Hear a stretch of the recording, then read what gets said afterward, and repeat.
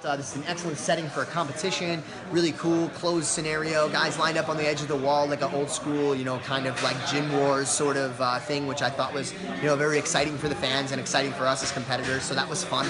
Now moving forward into the matches of today.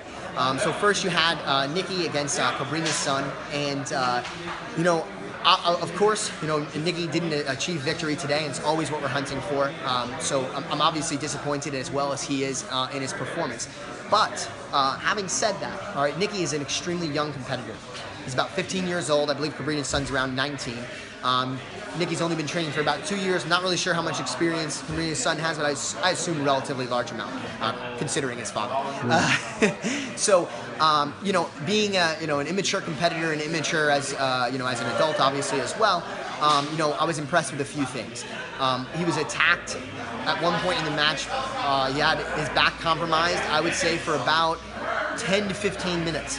And I don't know, some of the people listening to this may do jiu-jitsu, some may not, but those that do, if you've ever had somebody on your back for a period of more than 2 or 3 minutes, there's definitely been thoughts in your head like, oh, I should probably just let this guy slip his arm around my neck and tap. And he kept to the things that we practice every day, and he wasn't able to escape quickly, which is always what I want to see. But he endured some hardship in that match, and early on in his career, it's a good thing for him to feel that, like, damn, I can go through some really tough times. And what impressed me even more than going through tough times, because it's one thing to just get the crap beat out of you, all right, whether it's in boxing or jiu-jitsu or whatever.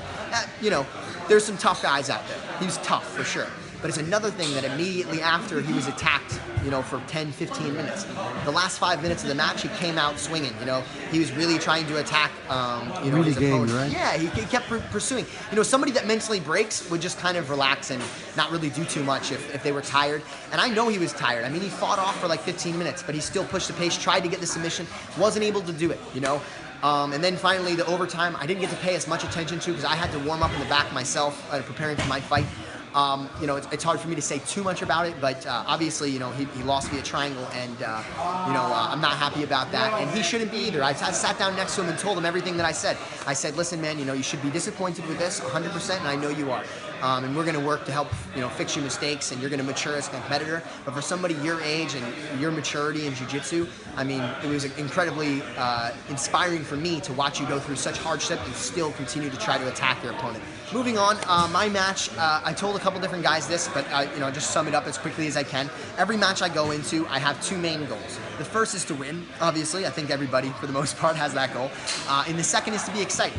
I think, obviously I achieved the win, but I also believe it was a relatively exciting match. I thought there was a lot of exchange of positions, a lot of attacks in both directions, and I think he was trying to attack me as well. There was some, some leg attacks on his end and some guillotine attempts, and the same for me. I was moving into a bunch of different positions where I could attack my training partner. I even went for like some arm bars off of my Kimura attempts. I mean, honestly, as a competitor, I felt he did a very good job at competing in a professional setting, where he kept the match exciting. He wasn't just trying to stay safe and win, in whatever way he thought, maybe go to overtime or something like that. It was good from that perspective. And then the other two goals that I had for this match specifically was, one, to not get my guard passed. That's mainly because I think a lot of people from the outside look at my game, and I get my guard passed a lot in competition because it's allowed, in a lot of sub-only contexts. It really doesn't matter that much if I get my guard passed. I use that as an opportunity as my training partner is trying to work to escape and then try to enter into submissions. So I just wanted to prove to everybody today, he said there's a hole in my game, my guard is easy to pass. Well, I did some guard work and made sure he couldn't pass today. And it was good for my development to see that I can fend somebody off, and as well as, good to prove to myself, kind of that I can do these things. As well as the second goal that I had was to finish with an upper body submission. I think that guys cut from the cloth that compete a lot more IBJJF and things don't respond. So I decided, I'm going to try to finish with an upper body submission during this fight, and then it should get not just an upper body submission, but a stranglehold. And it's kind of hard to debate those, you know what I mean? Nobody can really make too many excuses. So that's really what I wanted to do. I didn't really want to spend too much time on the feet today. I didn't want to leave any chance for, somebody to fall and get hurt and then, there'd be excuses about the match. I just wanted to keep a nice, exciting match with a high pace and hopefully finish an upper body submission, and that's what I was able to do today. Yeah. It was definitely difficult. I see the openings, and I wanted to, but the one thing people don't understand is that it's not like when I'm looking for an upper body submission, my whole game goes out the window. Like, oh, you know, all of a sudden I have to do everything differently. One of the best ways to get to the upper body is to attack the legs first, because if your opponent has to defend the legs, they turn their back, or they start to reach for your hands, and then you can grab onto your training partner's hands. So that's a lot of what we work, is transitioning from the lower body to the upper body. So I still like kind of attacked his legs. I just didn't go for the finishing holds. You know what I mean? Right. I still kind of attacked his legs to a degree, just to try to climb to the upper body, and I was able to manage to do that today. It was great. The last match of the day, Gordon Ryan versus Felipe Pena. You know, a lot of build up, you know, leading up to this match. You know, Gordon does a great job promoting, as well as I'm trying to learn how to do that as well. I think he goes a step above even the kind of things that I do. But it was you know, it was a very exciting match. It was almost the exact opposite of what I saw in that match to what I saw in Nicky's match. You know, where Nicky, you know, struggled through most of his match, and he was trying to fight out of bad positions and eventually attacks at the end. I think for Gordon, most of his match was pretty dominant attacking style for the first 40 minutes. I think there was a couple times he got his guard passed, but other than that, I think most of the submission threats were coming from Gordon.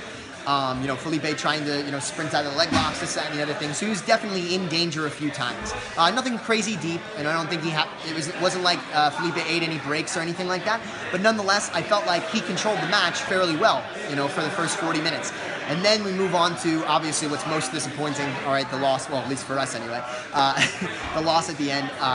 You know, I don't know if it was a component of Gordon getting lazy, and I don't think it was, 'cause I think he was aggressively trying to fend off that back take, or what, but, or in the entry, you know, via Felipe to get to Gordon's back off of the leg attack. But either way, you know, Felipe made his way to Gordon's back, and effectively, it was very good. And Gordon, I don't think, was diligent enough with the hand fighting to make sure.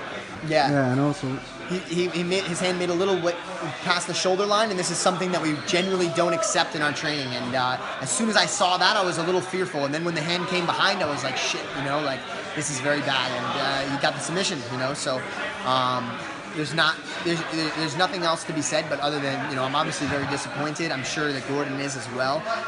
And I think, again, just like I said, kind of with Nicky, he's very young in his competitive career. He's only been training 6 years. He's only 21 years old. I think this will kind of teach him a little bit more of a lesson, you know, to try to stay on his game at all times. So I don't know, man. You know, I thought it was a good show for the skill level that he's at right now, but ultimately that's not enough. I want to see him, you know, dominating these guys and submitting them. So I'm excited to see what he does in the future, and you know, we'll take this loss just like we did with our last EBI loss and try to fine-tune some of the details that we think we were lacking in. Okay.